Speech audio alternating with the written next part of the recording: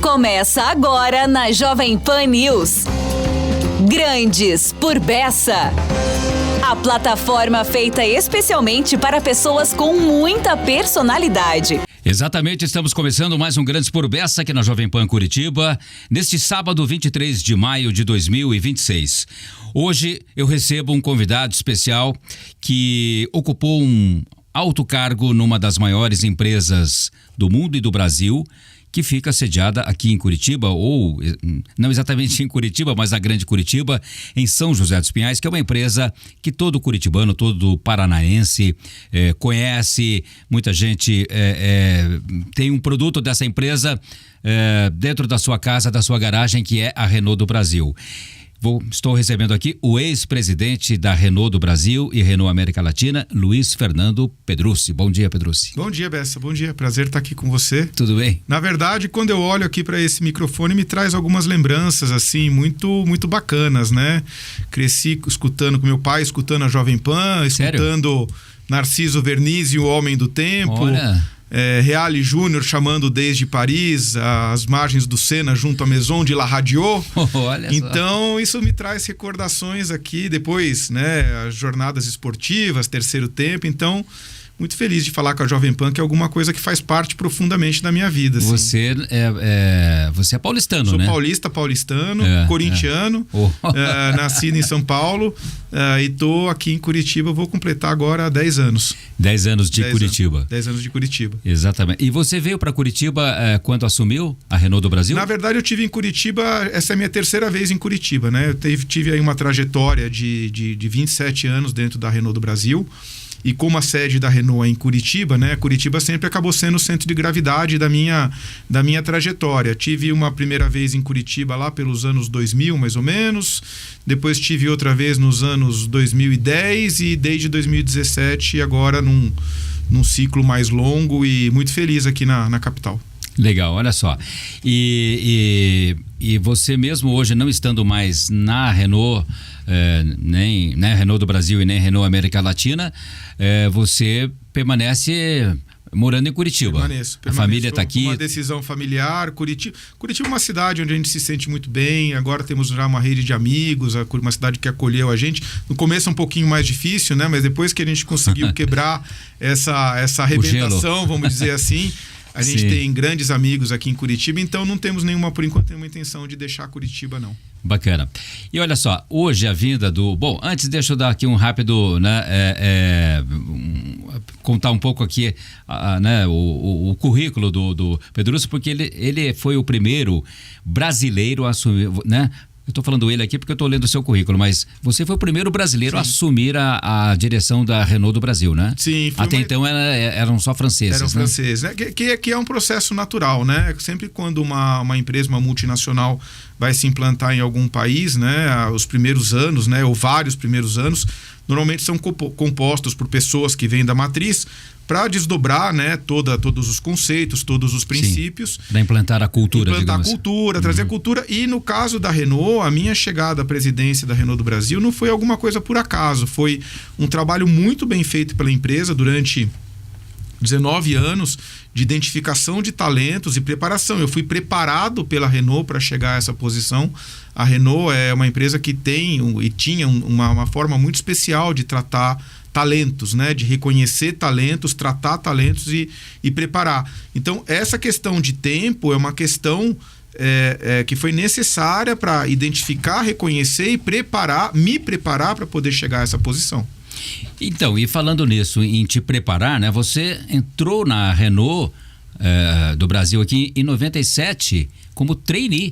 Né? Trainee. Comecei trabalhando no campo, né? Que foi uma felicidade, foi uma sorte muito grande, né? Porque no campo, no mercado, junto com os concessionários, é onde você tem contato diretamente com o mercado, com aquilo que está acontecendo. Entrei como trainee. Primeiro fui alocado para o estado de Minas Gerais, então eu saí de São Paulo, onde eu morava, e me mudei para Minas Gerais, para Belo Horizonte. Permaneci durante 4 anos lá. Você tinha quantos anos? Eu tinha 20, isso foi em 97, tinha 22, 23 anos, né? Então, fui para Belo Horizonte, assumi o estado de Minas Gerais, permaneci lá 4 anos, vim para Curitiba pela primeira vez para a sede, né, para assumir a gerência de distribuição aqui em Curitiba. Foi minha primeira vinda para Curitiba. E a Renault já tinha fábrica? Já aqui. tinha fábrica. A fábrica foi inaugurada em 98. Isso. Né? Eu entrei um ano antes da inauguração da fábrica. Depois eu vim para Curitiba, depois eu fui para Brasília como gerente regional, permaneci 2 anos em Brasília, depois fui para São Paulo como regional, depois assumi a direção de pós-venda da Renault, direção pós-venda e cliente. Depois eu assumi a Supply Chain América. Aí foi quando eu saí um pouco do perímetro Renault do Brasil e passei a fazer parte da Renault América Latina, né? Então eu era responsável pela supply chain de todas as 6 fábricas que estão na América Latina. E tudo isso antes dos 30 anos, então? Eu tinha... foi antes dos 30 anos. Foi até no começo dos 30, né? A supply... e foi quando me apareceu a oportunidade de ir para a Colômbia como presidente da operação da Colômbia. A Renault tem uma operação importante na Colômbia, é uma operação muito antiga, né? É uma operação muito forte na Colômbia, uma das maiores empresas do país. Fui para a Colômbia, permaneci 1 ano e meio na Colômbia, na minha querida Medellín, uma cidade maravilhosa, tenho lembranças enormes, grandes amigos, né? Um povo maravilhoso. E foi quando apareceu a oportunidade, o Olivier, que era presidente da Renault do Brasil, o Fabrício, que era presidente da Renault do Brasil, foi chamado para um outro desafio no grupo e eu fui chamado de volta para assumir a Renault do Brasil. E aí se fechou um ciclo, né? Fechou um ciclo aí de 20 anos, foram 19 anos e 9 meses, no qual eu comecei como trainee, fiz o percurso e cheguei à presidência da Renault do Brasil. Um momento muito feliz, porque não era só a minha chegada, era a chegada da minha geração, né? O primeiro brasileiro, nós entramos na Renault do Brasil muito jovens, né? Éramos um bando de jovens com os franceses e a pouco as pessoas começaram a chegar. Então eu cheguei à presidência da Renault do Brasil, o diretor-geral de engenharia da América Latina também um brasileiro, compras, e aí foi quando a geração de brasileiros começou a chegar ao comando efetivamente da Renault do Brasil e da Renault América Latina. Olha só, e aí você ficou nessa posição Brasil e depois América Latina até 2000, até o ano passado. Até o ano passado. Fiquei na operação da Renault do Brasil, foi quando apareceu a oportunidade, né? Também a oportunidade de uma posição na América Latina, que aí cuida desde México até a Argentina. Eu, como tinha feito Colômbia com sucesso e tinha feito Brasil com sucesso, era meio que a escolha natural, né, de assumir essa posição. Permaneci 7 anos nessa posição, uma posição maior, né, uma cadeira maior, uma cadeira de prazo mais longo, com toda a inter-relação com a França. Permaneci nessa cadeira. O último trabalho aí que eu posso dizer que me deu o meu sentimento de missão cumprida foram as negociações com a Geely, né, que eu trabalhei durante 3 anos com as nossas equipes de maneira secreta para fazer a joint venture com os chineses. Quando chegou o final, acho que era um sentimento de missão cumprida e fechei esse ciclo. Mas posso dizer, Bessa, é um ciclo muito feliz, adoro a empresa, uma empresa que é espetacular, a Renault na França, a Renault aqui, pessoas espetaculares, devo muito à Renault. Minha carreira toda eu fiz ali dentro, sou eternamente apaixonado pela Renault. Indústria automobilística foi só a Renault na sua vida? A gente nunca sabe o que vai acontecer. Não, mas né? até aqui foi. Até aqui foi. Foi. Né? Aqui foi. Só Renault. Só Renault. A minha carreira, na verdade, eu fiz estágio, tive meu primeiro emprego e a Renault foi meu segundo emprego, que permaneci 27 anos. Tem uma história interessante, o meu primeiro emprego quando eu me formei foi numa empresa alemã, chama Mannesmann, e eu fiquei lá 11 meses. E eu entrei na Mannesmann, era engenheiro de vendas. Engenheiro mecânico, sou né? engenheiro mecânico automobilístico. Eu era engenheiro de vendas e cuidava de montadoras e, né, tinha uma carteira de clientes. Foi quando surgiu a oportunidade na Renault, que eu mandei meu currículo e fui chamado. E antes de sair eu fui, né, falar, olha, vou sair, vou para a Renault. Sempre tive sonho de trabalhar uma montadora, né? Era minha formação. E o diretor, gerente, todo mundo na Mannesmann me dizendo, não, fica aqui, nós temos planos para você, fica aqui, você vai para a Alemanha, tal. E eu falei, não, eu quero trabalhar numa montadora, é meu sonho trabalhar numa montadora. E cheguei até a última conversa com o presidente da Mannesmann no Brasil, que era o Herr Frank. E ele me falou assim, Fernanda, você é muito bom, mas você ficou muito pouco tempo aqui com a gente, vou te dar um conselho. Não fique trocando de empresas. não troque muito de empresas. E aí eu entrei na Renault e fiquei 27 anos. Seguiu a risca o conselho. Bacana, olha só. E, bom, mais um dos assuntos aqui, ou assunto, né, que te trouxe aqui, é porque você acaba de lançar um livro, né? Não sei se é o seu primeiro livro. Acho que vai ser o primeiro. Um livro em coautoria com o Leandro Medeiros, Turnaround na Prática, como reverter crises e voltar a crescer. Você lançou esse livro, fez 2 lançamentos, né? Dia 22 de abril, lá em São Paulo, na Livraria da Vila, e dia 28 de abril também aqui em Curitiba, né? Isso, no Pátio Batel, no Pátio Batel, lá na Livraria da Vila, que é um livro para executivos, né? Sim. Para quem está nesse mundo corporativo aí, nessa luta. Então, Bessa, o livro é uma história muito interessante, né? Primeiro é escrito com o meu coautor, meu grande amigo Leandro Medeiros.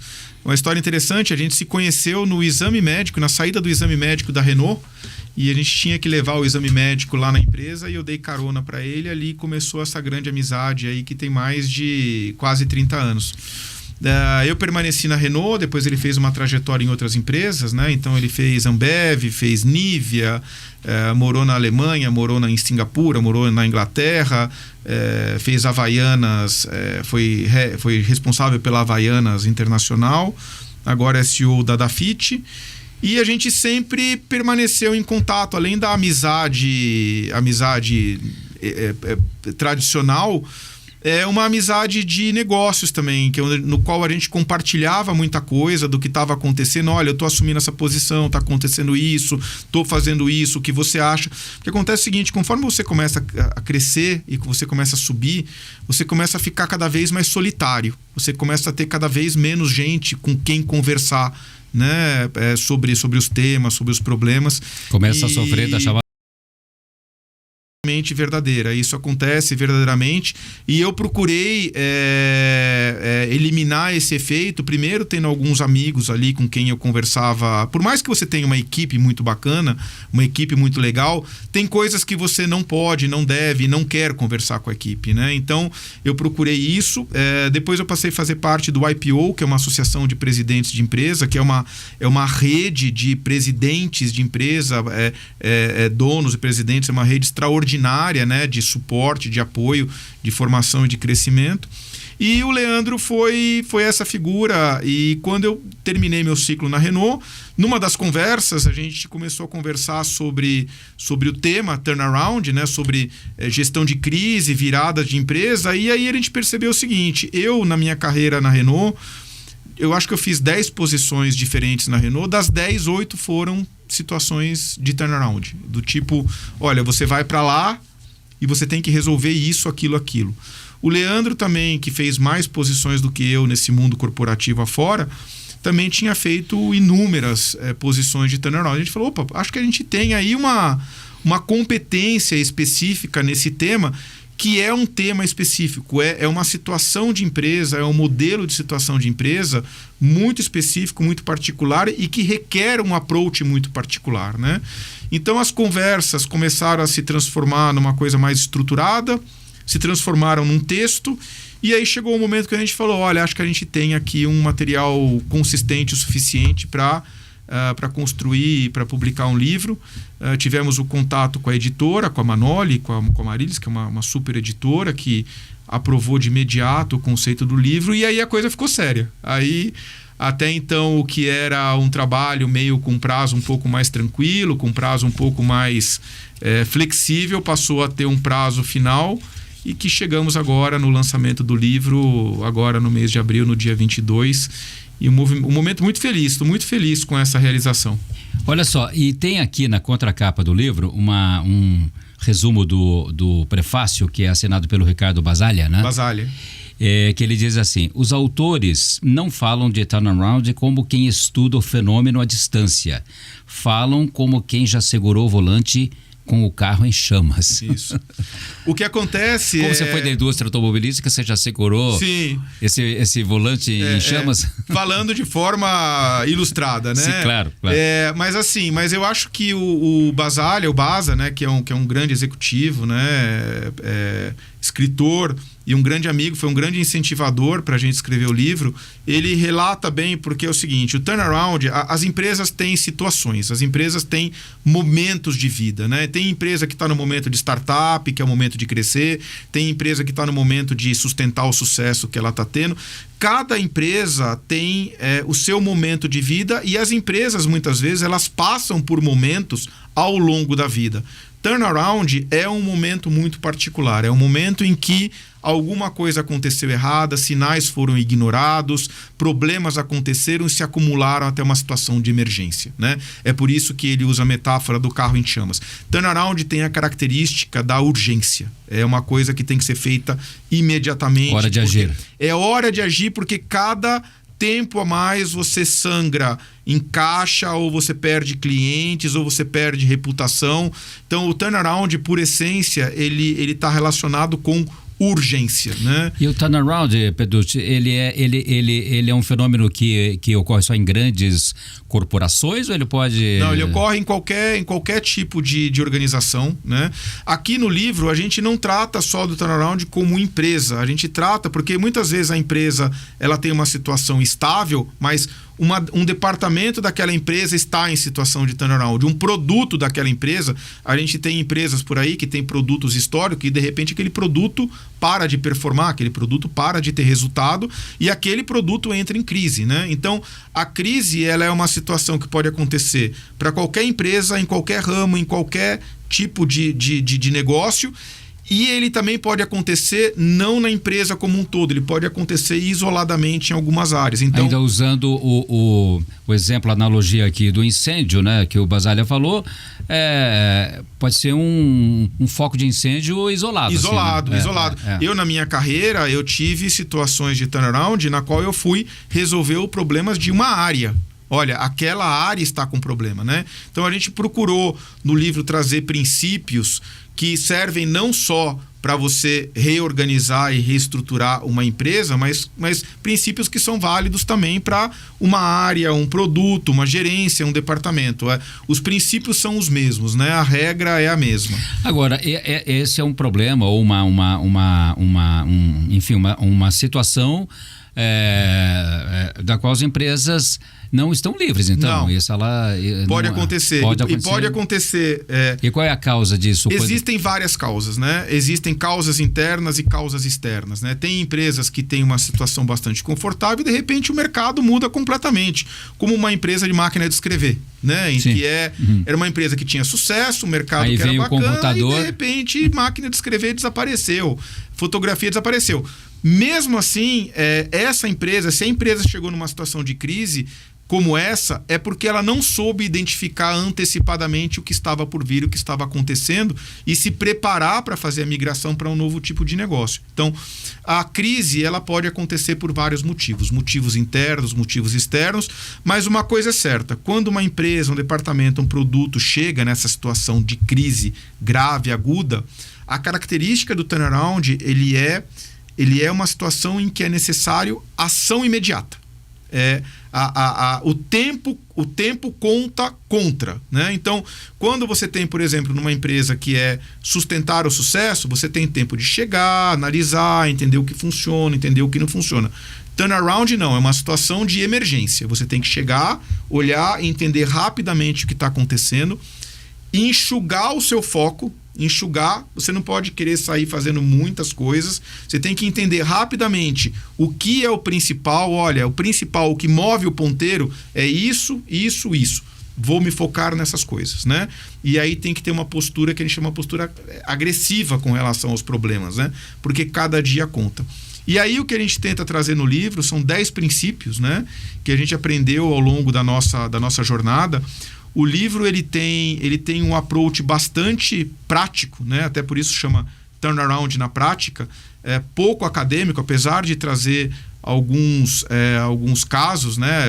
A gente buscar exemplos na literatura, mas ele é muito prático, que são 10 etapas a serem passadas dentro desse processo, né? Então, algumas delas sequenciais, algumas delas que não podem ser puladas, né? Vou dar o exemplo. A primeira etapa, o primeiro capítulo, a gente chama de mandato. O que é o mandato? Nós temos o costume, às vezes, de começar a executar as coisas, às vezes sem saber sem saber efetivamente e sem ter clareza absoluta de qual é o objetivo, né? Muitas vezes a gente não formaliza bem os objetivos. Olha, você vai entrar ali e você vai resolver o problema, você vai tirar a empresa dessa situação. E ali a gente explora um pouco. Peraí, vamos lá. O que é tirar a empresa? Qual é o indicador? O que é que você quer que eu resolva? Né? Que antes de começar numa jornada, entender muito bem por que você está ali. Qual é o objetivo? E muitas vezes isso parece ser uma coisa simples, mas dentro de uma empresa, a definição de sucesso varia. Você conversa com uma pessoa, ele acha que sucesso é uma coisa, a outra acha que sucesso é outra coisa. Então, eu já tive esse problema de entrar numa missão e começar a ir numa direção quando eu percebia que aquela não era a direção necessariamente que eu tinha que estar seguindo, porque as pessoas tinham visão diferente do que era sucesso. Então, o primeiro passo é entender, olha, o que é sucesso? O que é esperado de mim? E normalmente esse tema ele sempre passado muito rapidamente. Ninguém se dá o trabalho de sentar e falar, peraí, vamos... Sabe o exemplo que eu costumo dar? Sabe quando você vai no restaurante e você faz o pedido e o garçom fala assim, não, deixa eu entender o que o senhor quer. O senhor quer isso, o senhor quer isso, o senhor quer isso, o senhor quer isso. Quando você está no restaurante e o garçom faz isso, você fala, putz, o cara entendeu o que eu quero.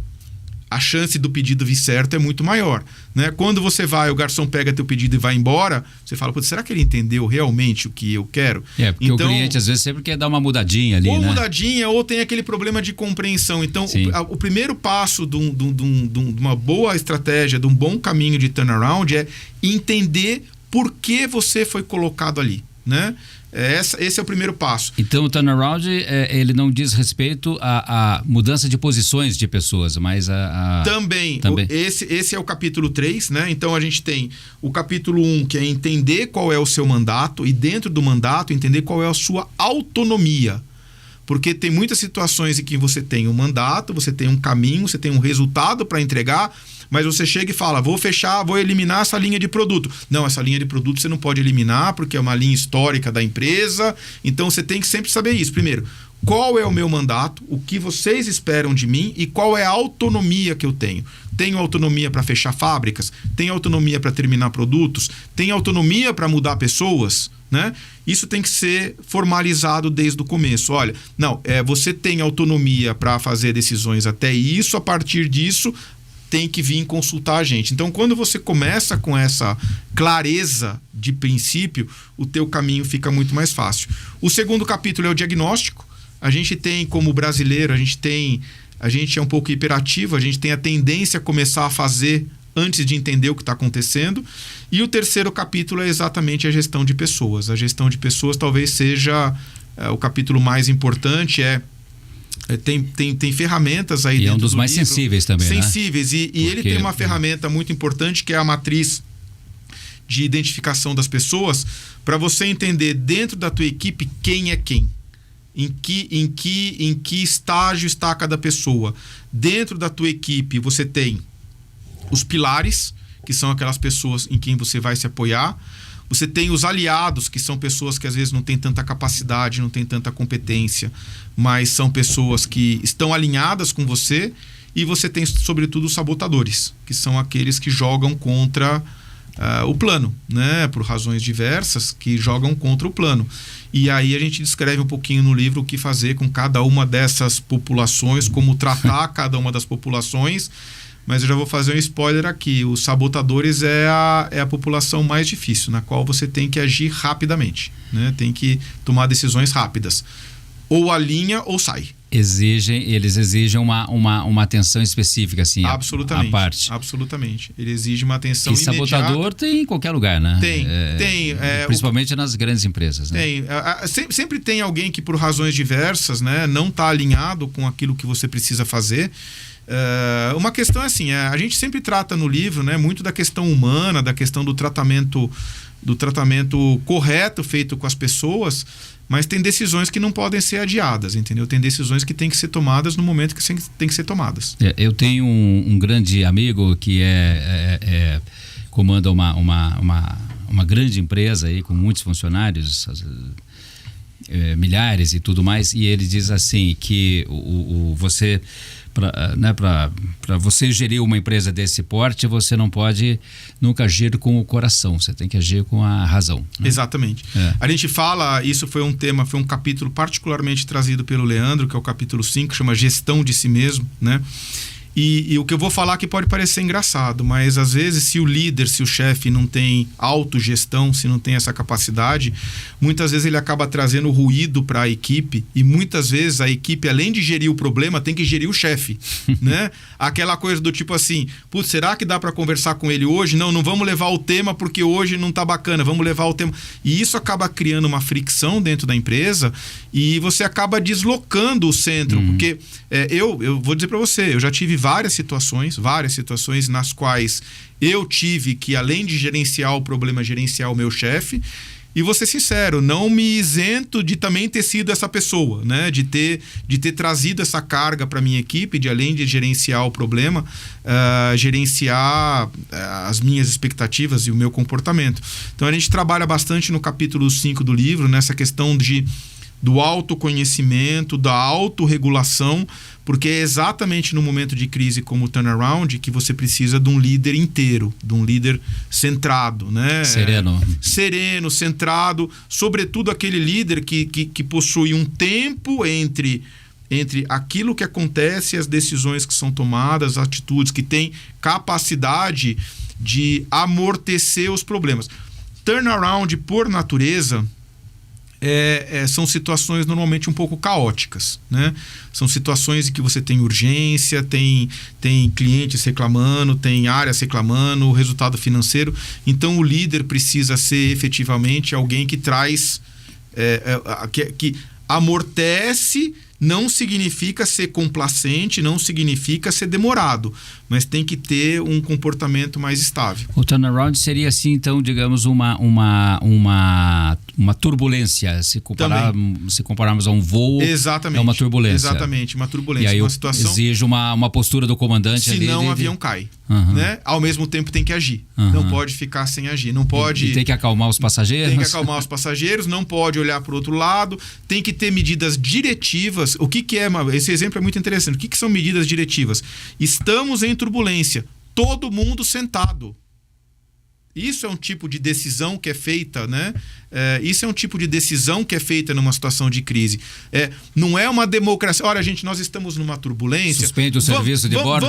Vamos votar aqui para ver o que todo mundo acha que tem que ser feito. Olha, a casa está pegando fogo, vamos entender o que tem que ser feito. Vamos fazer uma votação. Não tem votação. A casa está pegando fogo, todo mundo para fora agora. Não tem conversa, não tem mimimi. Não tem mimimi. E é por isso que é importante, e o livro traz um pouco esse aspecto prático, né? As pessoas que têm lido o livro têm dado esse feedback do quão o livro é claro nos processos, né? Porque numa situação de crise, você ter alguma coisa para se apoiar do ponto de vista metodológico, quase como uma receita de bolo, né? Isso te permite ter mais clareza para passar por essa fase, né? Mas você tocou no ponto exato, é o momento da turbulência, que o avião está numa turbulência pesada, está embicando para baixo, e se alguma coisa não for feita, o avião vai cair. Aí precisa de medidas rápidas, corretas, assertivas, e que entregue resultado. Você que está com o avião em turbulência, você não vai parar para assistir um filme, alguma coisa, você tem que tomar medidas naquele momento, né? O livro está à venda só na Livraria da Vila ou em outras? Não, está em várias livrarias de Curitiba, e nas plataformas digitais também está disponível, é só ir lá no Google, digitar Turnaround na Prática no Google, que tem as opções. Temos aqui e espero que seja interessante para todo mundo. Olha só. Bacana, olha, livro de autoria do Luiz Fernando Pedrucci. Vai do Gosto.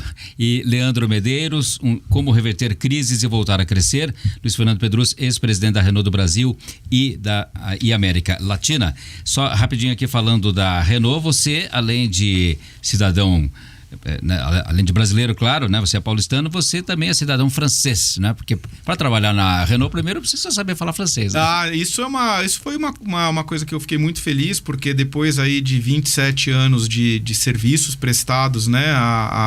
A Renault, e a Renault é uma empresa que tem participação do Estado francês, né? Então acabei sendo agraciado, acabei sendo aceito como... Posso dizer para você, Bessa, que talvez o lugar que eu me sinta mais confortável no mundo seja Paris. Eu sinto Paris como, de tanto que eu fui para lá, eu conheço cada pedacinho daquela cidade. Eu sou absolutamente apaixonado pela... Qual é o melhor restaurante de Paris? Tem restaurantes para vários tipos, momentos, né? Eu gosto de comida mais, eu gosto de coisas mais menos turísticas, gosto de coisas menos requintadas, então eu sempre procurei mais os bistrôs, aquelas comidas mais... que o francês vai mesmo. Exatamente, eu sempre gostei bastante disso, então acabei me tornando cidadão francês com muito orgulho. Posso dizer que o dia que eu recebi foi um momento muito emocionante, chorei muito. Eu sou absolutamente apaixonado pela França. A paixão é uma coisa, né? Sou apaixonado pelo Brasil, sou apaixonado pela Colômbia e sou apaixonado pela França. Então, com muito orgulho, sou cidadão francês. E você foi condecorado com a medalha de honra do Senado francês, né? Em reconhecimento à sua contribuição à indústria francesa. Aí, depois dos 27 anos, eu recebi uma medalha do Senado francês pela contribuição prestada à indústria, né? E a gente não deixa, de alguma forma, trabalhando numa multinacional, de ser um pouco embaixador daquela marca e daquele país fora, né? A gente traz os princípios da cultura, a gente traz os princípios, né? E eu sou muito apaixonado pela cultura francesa e pela França como um todo. Tá, e para fechar mesmo, hoje, né, você não está mais lá na Renault e nem em nenhuma outra empresa, tirou um ano sabático, como é que tá? Um ano sabático um pouco cheio, né? Porque um ano sabático com livro, já encaminhando o segundo, tenho feito alguns investimentos, né, em startups, até para me manter oxigenado, tenho feito alguns trabalhos de advisory, mas eu ainda quero mais um tempinho agora, até respirar um pouco. Propostas, ideias sempre batem a porta, sempre chegam, mas é um movimento privilegiado, Bessa. Eu nunca tive esse momento de respirar um pouco, de parar. Minha vida sempre foi muito turbulenta, as coisas foram acontecendo muito rápidas. Quando eu olho para trás, desde quando eu entrei na Renault lá em 97, as coisas aconteceram muito rápido. Eu fui recebendo promoções a cada 2 anos, promove, muda, vai, muda. Depois, em 2018, eu perdi meu pai, que foi um momento muito, muito forte. Eu perdi meu pai em setembro de 18, eu assumi a região em 1º de novembro de 18, e dia 18 de novembro, 18 dias depois, Carlos Ghosn foi preso, um caso conhecido, né, e que transformou muito, que trouxe muita turbulência para a empresa. Então, foi um turnaround também, né? Foi uma situação bastante desafiadora. Então eu estou tendo um momento privilegiado agora, que eu nunca tive na minha vida, que é o momento de respirar, ler, cuidar da minha saúde, cuidar da minha família, quem eu acho que eu abusei um pouco da paciência passear deles. Passear no Barigui. Com o teu cachorro, o Nicolau. O Nicolau, que é um Golden? É um Golden. Tem o cachorro, o Nicolau, e o Juca, que é o gato. E interessante que escrever esse livro foi quase um processo terapêutico. Foi muito interessante porque o livro, ele fala em turnaround, mas eu vou te dizer, 70% a 80% do que tem no livro serve para qualquer empresa, em qualquer situação. São princípios básicos de gestão de empresa. Então, escrever isso foi para mim quase que um processo terapêutico de revisitar conceitos, de revisitar temas, e posso confessar para você, alguns deles que eu até já não estava mais aplicando, sabe? Então, é um momento de respiro, é um momento de maior clareza. E eu pretendo permanecer um pouquinho mais nessa fase um pouco mais tranquila, mas como dizia o Mike Tyson, né, eu gosto muito da frase dele, que ele diz, olha, todo mundo tem uma estratégia de luta até levar o primeiro soco na cara, né? Então eu pretendo seguir um pouco de forma mais tranquila, mas a gente nunca sabe o que pode aparecer, o que pode acontecer. É verdade. E ainda usando o exemplo do boxe, né, tem também aquela frase do livro menina do filme Menina de Ouro, né? Dirigido um filme, aliás, maravilhoso do Clint Eastwood, Gosto né? muito. Não baixar a guarda nunca. Exatamente. Né? Mas é uma fase muito bacana. Luiz Fernando Pedroso, muito obrigado por estar aqui hoje com a gente, dividindo esses conceitos, né? Essa sua carreira, essa sua jornada como executivo da Renault e agora também como escritor. Parabéns aí pela sua carreira e por tudo que você conquistou até aqui. Obrigado, Bessa. Muito bom sempre estar contigo. Eu gosto muito de estar contigo, sempre com essa gentileza, sempre com essa abertura muito grande. É sempre um prazer. E estar aqui na Jovem Pan, como eu falei, também é um momento muito especial para mim. Bacana. O Grandes por Bessa deste sábado, dia 23 de maio, vai ficando por aqui. Agradeço a sua atenção. Um ótimo final de semana a todos. Vem aí meu amigo Carlos Eduardo Canto com o mercado imobiliário de canto a canto. Você ouviu Grandes por Bessa. Para pessoas com muita personalidade, na Jovem Pan News. De volta sábado às 11 horas da manhã.